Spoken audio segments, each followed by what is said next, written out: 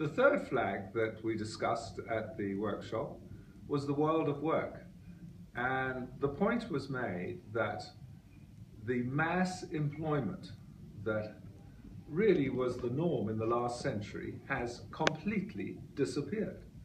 And now we have a situation where most young people have to work in small businesses or have to create jobs for themselves as entrepreneurs, as the chances of finding a job in a large business or the civil service has declined incredibly because of technology, but also because of changing methods of employment.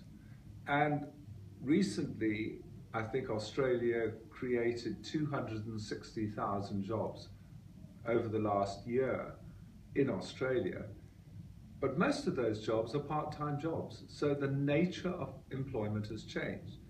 And we discussed this in the workshop, that if South Australia is to get its unemployment rate down from 8% to 3%, the only way that it's going to do that is through creating hundreds of thousands of small businesses which employ people.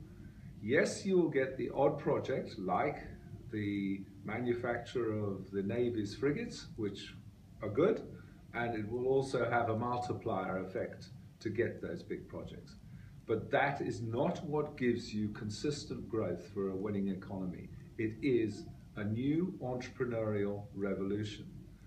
And that really leads on to the next flag, which is what I call the Asian connectedness flag, because it really is happening that the whole of the Asian region is getting closer, and therefore Australia and China are moving closer together. And because South Australia is such an attractive place to live, it is quite possible for the state to attract young entrepreneurs from Asia to come and set up business here, so that you would have the growth of local entrepreneurs as well as Asian entrepreneurs to turn South Australia's economy into the fastest growing economy in Australia. I'm not talking about the big businesses and the super rich moving to Adelaide. I'm talking about the young, really imaginative entrepreneurs.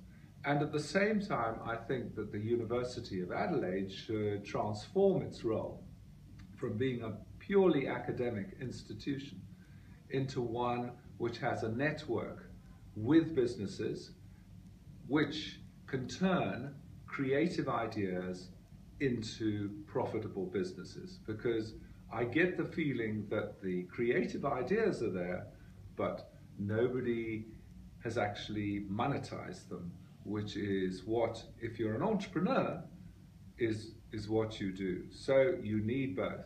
And this is part of a virtuous scenario for South Australia.